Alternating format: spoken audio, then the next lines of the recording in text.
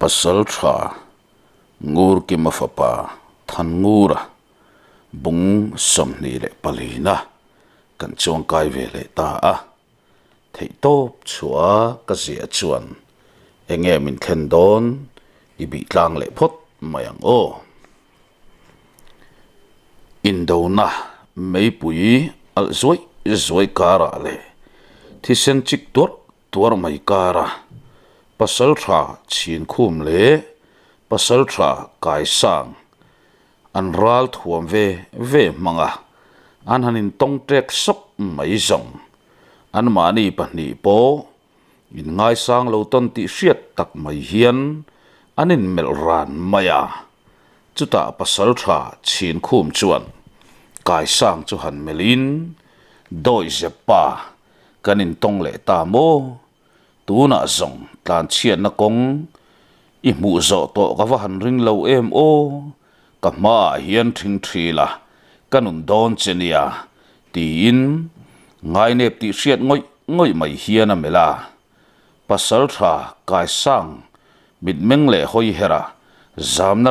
reng mu tur om bik tlat lo tuna amazon ding me beitur hian thiltam tak lo pal tlangin amanun na hial po alo da kham hial to khania chutiang kara chin khum laka tlan chiat chu atum to zo lo pasal tha chin khum anui huo lai chuan kai sang chuan hanui let sak pa hian i hun to a thleng don ta ti le rang lutuk tak mai hian bor wal ta thut maya chu thir kher zong pasal tha chin khum pon a be sei big vak lavan yang ameng ve kok maya chin khum top na ni avhan thleng ngal te lul em rang lutuk tak mai hian pasal tha kai sang kol nam vai chua chu an lo vai let ngal bur maya a mai ro chu a fim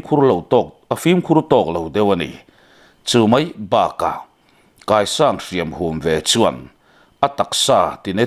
tina thei tu ra ngai lo hrim boka kai sang ero rei tak chung lo in zir to ani bok nen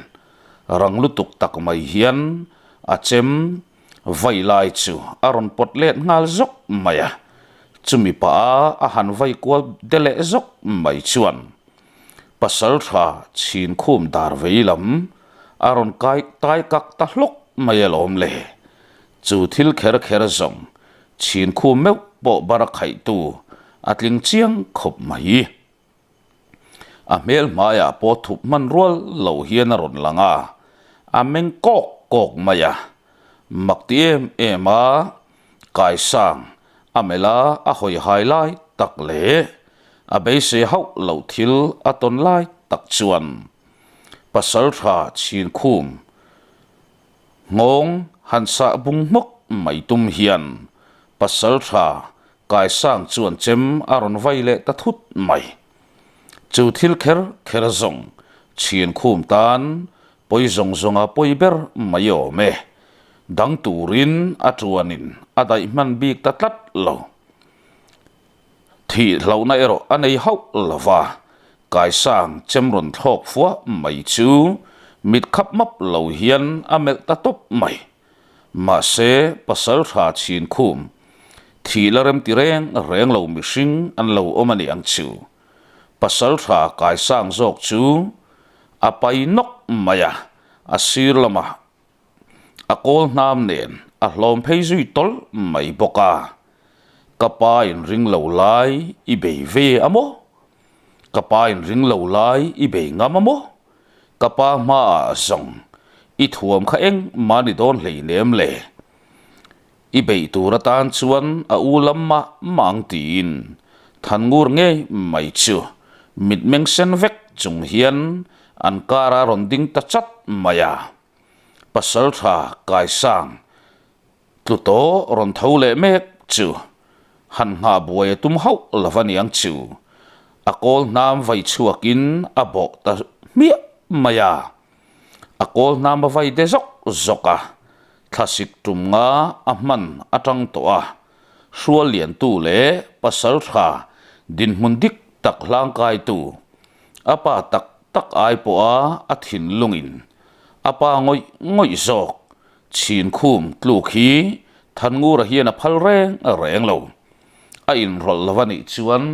pasal tha chin khum chu atlu ngei don ani ti kha a mu chian miau awangin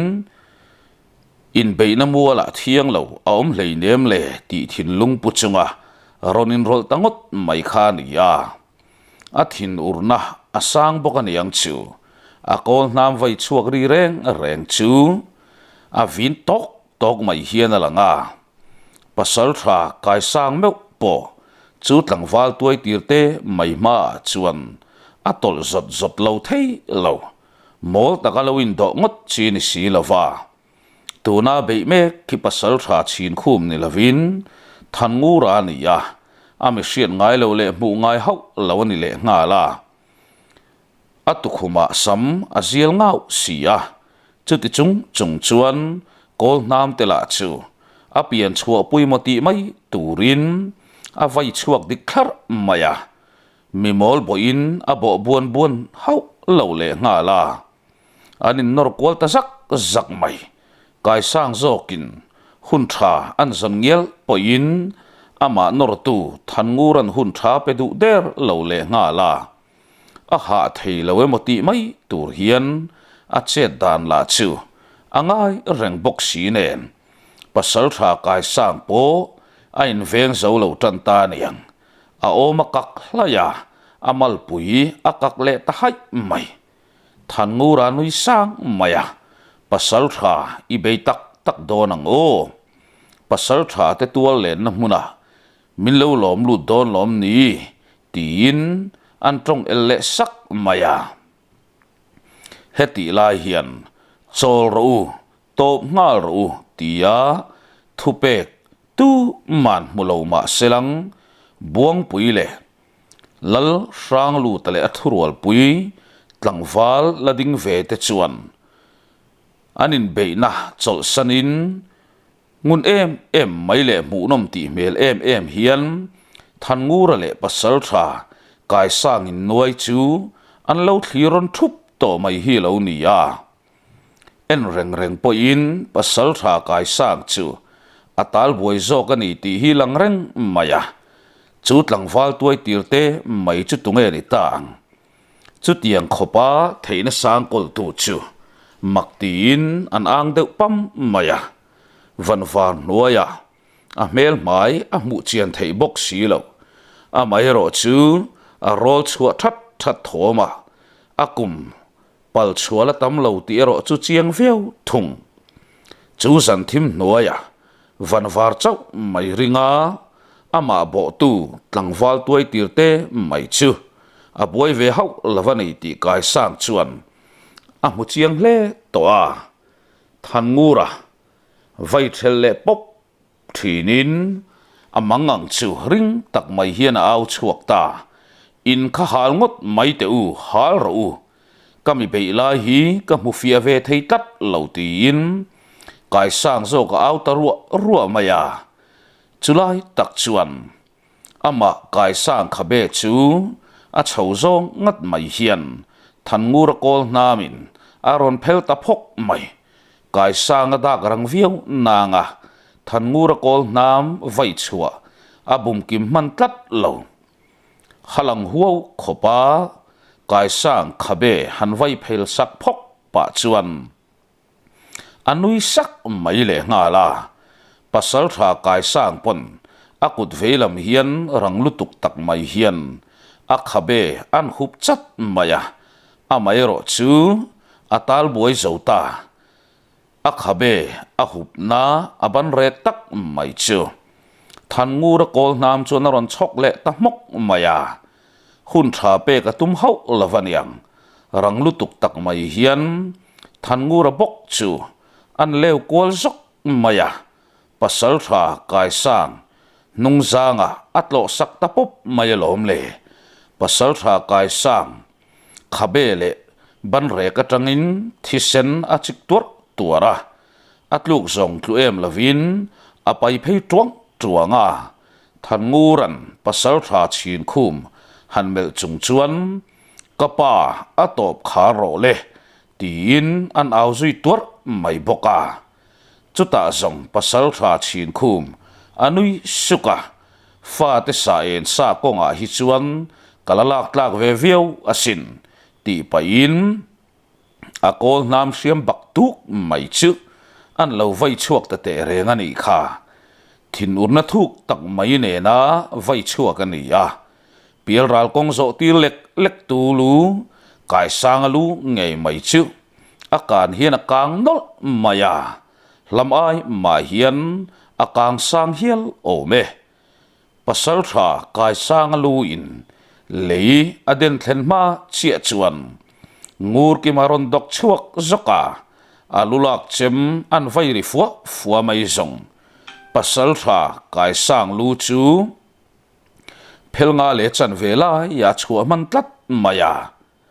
chuta ringlu tuk tak mai hian chin lungaron aw ta tur mai thamang vek tur tin aron aw ta chu thu zet zong zom nuam pol takani niang chu an mel matlang val somnga bor vel lo lading ve ram te an phudwal man chawang tia chuan buang pui val rual ten a chimin an chim ta hum maya boron dik taka thleng ta tha tur anin chan kim lo na salutuk chu an khongai thak hial zoka chuta chin khum ameng san ru maya loin rol lo lok te u o tuna hian kadu dan takin chet kan la tawang tin ral tlangwal rual ral kai thei chin an tha an ki thlu kho te chu an mel kwal duna pasal tha ngur ki ma chet ron lak tum chu akuta han khapin unau pa tun tum chau zong keima du dan takin chet kan la ve lok teng tin ama chu acha chuak nula nang zong mi khongai na inga le tlat thin melma in siam tam mai thin ka ti to kha tlangwal te u in tin mai kha dap chuak vek ulang in mu ro hlu zong khala vek ang cheu sial po kha mun him lama kayang cheu o khua hi kan halmang vek turani yang khoram achang ngei tur hi nirengot mayani mani sahim na zongat lan chuak ta te pon luale turan nei lek lo tura halmang par tur atilia lia to maya ngur ke matan chin khum khosa zia chu enin in rol na chi ani to tlat lo tlangwal te pon pasal tha chin khum a chuak chu an zom chak zom takani niang chu phur tak mai hian chetan la ta suau maya an ro hlu mu ang te pon lama thir chuak zungin in tin mai la chu a ruwa hian a ruak hiu to hloma khomi pui tam zok an tlan chuak vek to renga chuta pasal tha chin khum nge mai chuan ma hroi ngawin an ma zona lalin lian farhan mai lo ding chu a han mel vunga ranglu tuk tak mai hian chu lallu kapuya chuan akai zui tanul maya ngoi reng hian pau khup chuan a zui nala chu mai ni lovin than ngura le lian siam le chin lung ten an thlop zui zat mai boka tim na tel map lova lalin chunga chuan pen lut mopin lal ro hlu te an buang zong an ban fai veka chu mai chu ni lovin lalin chunga mei chia zong chu pon laman kai chuak ta dai mai chu ta zet zong pasal tha chin khum chu anui suka a melena ran nung po atina ve du do nem mon le ti tur khopa mel fai wang mai pasal tha pau khup nge mai chuan nui var chung hian mei cher alek chuaka anung chungin lalte pathum le an khon bol lalin chungan phuar be ho te chu a hal nan tam mia mai alom le mangang au thom le tran pui tungai au thom ri noi noya chu ero buang pui wal rual te beng tingong tu ari ta nge an ngai sakren reng lo ngur ki ma ero nuama ti chi lo nge indanga alo lut bo dai maya ro lu alo dap te pon yang buang pui wal te pon an ral bo pui chin khum te che dan ro va zet mai chu an ner pui ru ve sak sak thawa chu ti rual chuan an thian tan nun na chan an om ve nual bok si nen poi ti na tak tak ero an nei mel lo khop mai reilo te a mangang aw rol chu khu bor thom hian ron zui nga lin lal in le khon bol in hote mei pui na tuam ta hlup hlupa rayani lo na tur mang ang tre tu reng an om talo lalin kangral me chuan thlir thupa mei khu po chung zong in a ding ngut maya mishing nun na engem zat chuin kang chuan alem tel tat maya ro pui chak lu ta wang le ro lu du lu ta wanga buang pui om thale le lai ru na amai ro chu an be se ang hlo chuak zo ta lo lal sang lu ta le afapa te song eng ti khotika ma ka khwa tin lal thu thleng an lu le to ngai hau lawang an top na chu awa han chetiak chiang tak em heti rual hian buang pui run tu te chunga buang pui hoina phuba an lak le dan chan chin hian lu seitlang a fan chuak nge dona buang pui run poi zia chu lu seitlang sang ami ten an chiangang ngur ki mala uai thak lo zia po aron chiang non on ni ber hian alanga ngur ki mapon chin khum te che dan chu dem na o ka pakhat ma a chua hau lo chin khum chuan ngur ki ma chu han melin pasal tha engtin nge ni yang sang lut miten omate pa fa ho thurual pui ve tu te kha tin in dola chu ala kham mel lo ngoi mai le nga la ngur ki man ngoi fanga tlangwal khatisat min do thayan lo om le na chan kha engdang wang ni lovin sang lu ta thurual pui ten che tan ron la ve le ti na nei a an wang khuwa pan po ni lang mishing mu turon omin karing to lo chu mai ba ka khatiang te nuai ka ra song lam kalin an tlan tai to bokang an mang an na thuan hi thua thum ani to nge bokin karing a be tham le run tham ni in karing to la ve idu tok phot mayang o be tham le run tham an ni a min ron run let ve le ta hlau ani le kan lo mat la hlau mai tur la ni chuana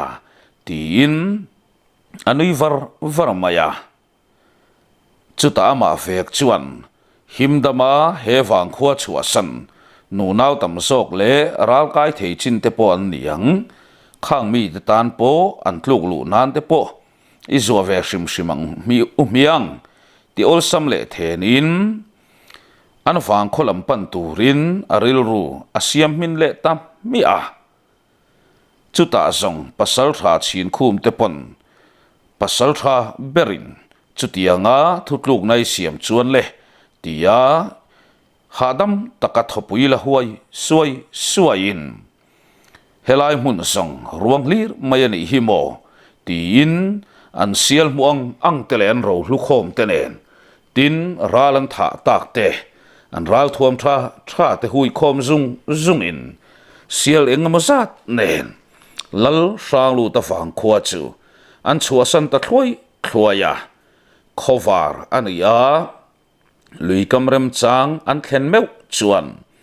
an sial kai zingami a thau thalai lai chon kap le tola chu lui kama chuan tuk thuan bolin roi ro pui an kil sui tamuk mup mai ni hian alang zo ka an hlimna asan em kara an thian liam pui tua reng mazat zon ven nga ya chu mai ba ka milu an thian telu an khai hong tel tlat mai bok kar ero buaina em nei to lo le har san tok lem lo hian kholam panin an liam ta zui zel khani a an thian nun na chan ta te lu an a po tu na chuan anam thavat vat viau to na nga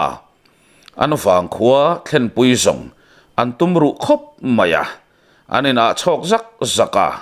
sheom ti mel le an rim chia ti mel ti rim chia ti mel pureng reng an omlo liam tuar zon ngai pali pangalai mayan nei bok nen an du thale ro chuan an chak pur thei hau lova sial tam takan kai bok nen kara zan nga zet mai an ria muan ta ka zong an khokot chua an hlat talo top mai khothlir tlang atanga an wang khua chu han thlir wangin pasal tha ngur ki mo ber chuan khaile naute u in mong kha nget tak khan hung to ro u o man mo na chan tur pakhat ma kan nei to lavania kan du emo du lavemo kan wang khua zong nakin loka kanin palthleng to nge don ti la lang reng mai sia engpo ni selang muangin vaibeli pak zet mayang o khovar kan nga tho ngai don si tin on nei lau ta ka zong pasal tha ngur ki makam liam min an thu chol siai hloma muangin vaibelan han pak takalom le an chung zona para chuang lo chau hi ni ber maya chumbing azing ta moti mai turani heti rual hian an lungzong a oi fam kim theire a reng lo pasal tha ngur ki ma angoi ngal to a an wang khon nai tula aril ru sheom nain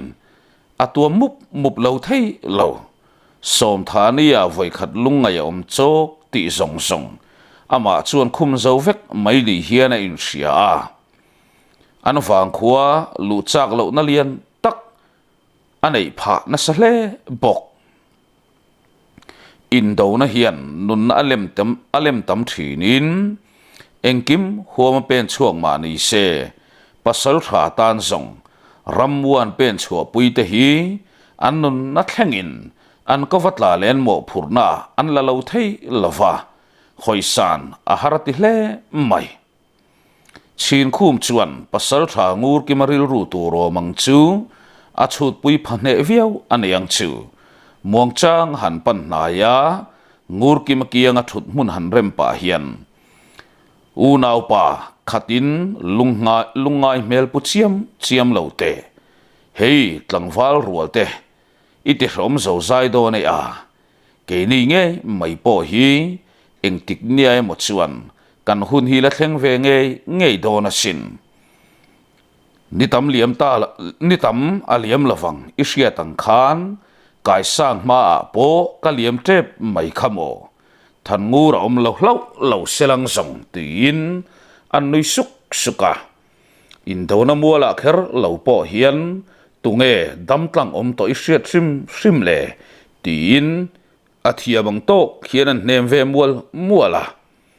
ngur ki ma po dak chuakin tlangwal rual ho ama mel deuh sek tu te chu kai haran tu lani ti sia in ain thing har ta thuaya khaile thut muan ar akhwang ta al kati tuna zong ne na ro pui tak ne na kir le kan ni na ang takin kan ko chhuwa lama lam kan thai ve tan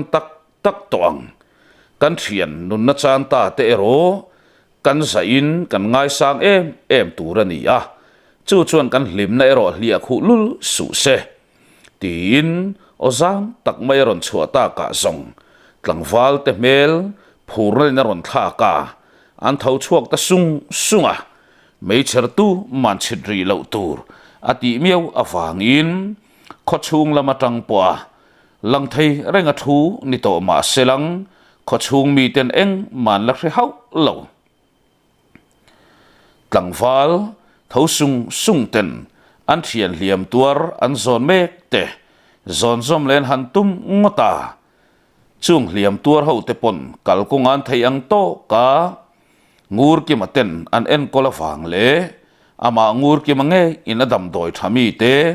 a han noi tak zau zawa zong tlangfal te pon lo chak le fe to hi lo ni a tiang hol in an kalbai ta au awa buang pui mi pui tam zok ten an tlangfal rammu chuak te chin ngai ven reng rengan lai le mut mo nar muan nei lai te ka mangai kha lo kir le angem ka fapa ka him damin ka mu le angem chutiang ang vel ringot mai ngai tua chung tin tena an ril run sen mek lain an kul pui le rin an lal tu pa ni bok pasal tha ngur ki mange mai chuan ko chua tangin bo hla aron cham fan tarai rai mai alom le chu o zet chu buang pui lal putar tan meu po hai chi rual nhek lo le a that lai nu na kir le ta moti mai tur hian a thut mun atang chona thau kang zoka chu le kangur fam ki marol nge yani ti le asilai banglaya tar amel zantin to chu apan nai ta chat chuta katupa chu damin alo kir le phot chu ni ya katu chuan po kha aron kir le tura ka ngai tinan phun pa sup boka chutianga pasal thangur ki man bohla cham thoma chuan e anu pui lian ching mai nilavin afa te po an zuang so ngal hi ni ber maya an lo mero alafam kim hlei thei chuang lo pasal tha le tlangwal khomun ngak ten zolbuk tualaman pan khom tamuk mupa reilote a zolbuk tuala mei pui mun thuma ein chep al eng ta hlua mai boka lalpa meu pon lei ka pui tlang sa nga tangin atupa le tlangwal ramwa chuak te bohla cham chu aron chon let ve ta a o saidar darna nga a o la fia tha in alaring hle le ngal pabengwar zualten ko chualam hoya tlanin zubel an lak thei turin an va hung nai ta sup boka chu thu kher zong pasal tha ngur ki matata na moyani pasal tha te u hey indang char han non nan bel ka chopai o tian aw kha amoy bokani heti chung zong hian mi zong ai hlei theilo nu patum em le anin mangai tu ta moti mai tur putham piang atenu pa ngur ki manu le pa nge mai ten ni a ni e antupa than ngur hi an ni nu pa hian la mu ve tat lawa khatia an wang khwa sang lu ta le ami ten an run boi lai tak le than ngur ate ron lan ve lai tak khan an zin bo nu pa lai takalo ni kher peka an ron zin hongin an kho buaina to chungchang an hriat nu loka an tupa thangura chungchangin adeng non vele ta sia chu chuan an beng atisa mai ni lova an taksapum pui mai chu atisa vek maya an tupa chanchin ngot mai chu mi te hne na an zo ol lo ani top mai an tupa mel thatak le pa em nulatin reng tenan tu ron chu muchakin an ni nu pa hin tui hal hi ni ber maya chuti rual chuan lau thon nei ron nei ru ve lo thei lo in do nei na akentel thina kut vot chuan an tupa than ngur chu aman zinga telve mayangem le nungdamin an mu ve manamangem ngur khumi ngat phei chu phili deuh chung to mai bok nen apasal pon in puilam lalin lama kai pui tangot khania heti mek lai hian sai chingi po thin tot lutuk hian chuat dunga vei tuak sek maya apasal himdamin aron kirle ti chiang than ngur rol ala hreve tat lova lau thon no awangin a khur der dera ngur dinga apan nai ta top maya ngur ding i manglama ipu ral ru mai muem ipa chu a tha ti ka sia i u a him damem tina zot ta top maya ngur ding a chuan anu chu noi sang a han mel le tin an chunga thil thalo thleng om se ka om mai main i ringem ni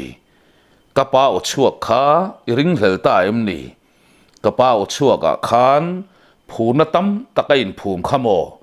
ka u nun na chan si nga tel selang bo la cham turin kapa ding chuak khau lawang tia puitling tak mai ron chan let khau ta ka zong sai chingi po ading mak maya afapa ni tam ala liam lo ngur ding hoi her adang lam sot dan te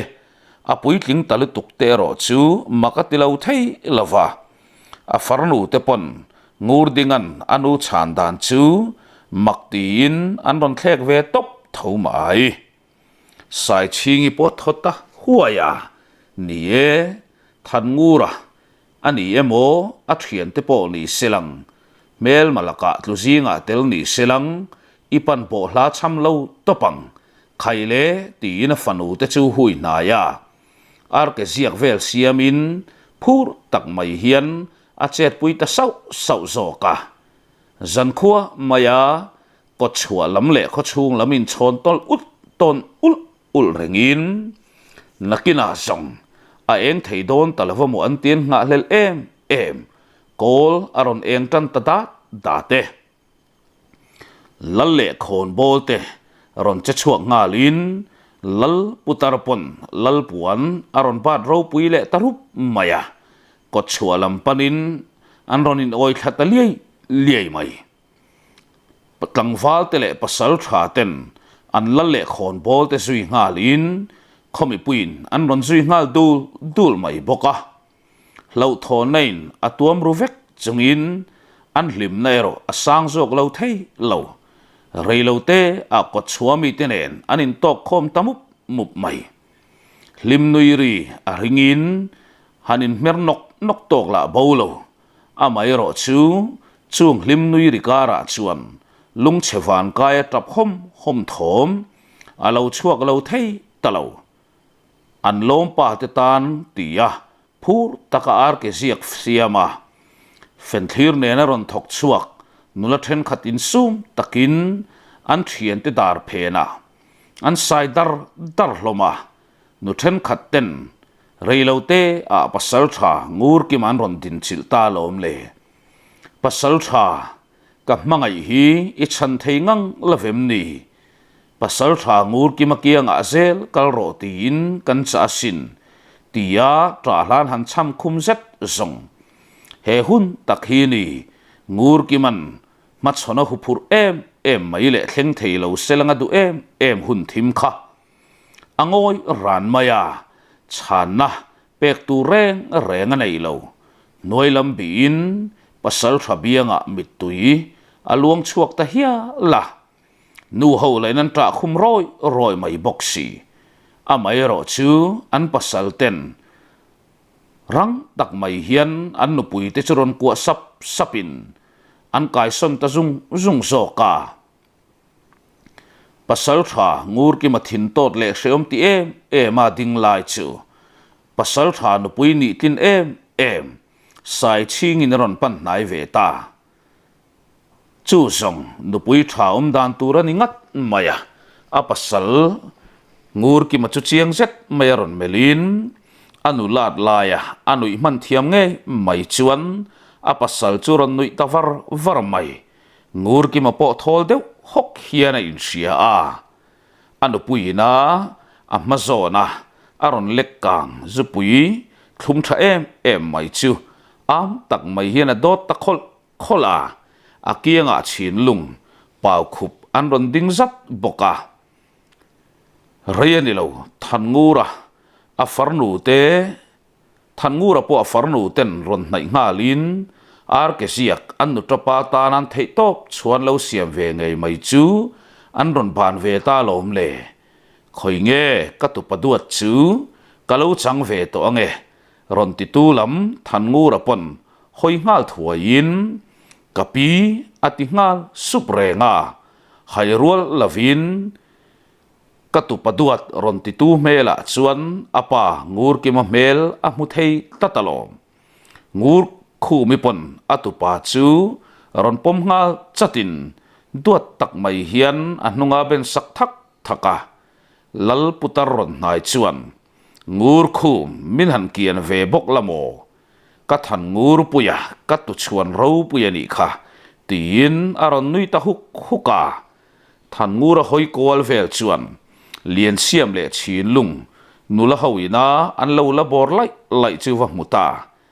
lian siam lai deuh le ka nui chin tui mai chuan ati nui chuak te song ani ye heti lai hian sai chingi te ho ero lim tak maya alain ko khom la rangin hun rei tak chung loin mu to lo mani selang sai chingi le pau khup an hanin din nai zet zong an ni pa ni zet zong e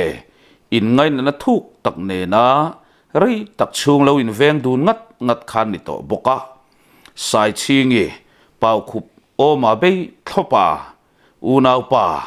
tin engdang ma soi thelo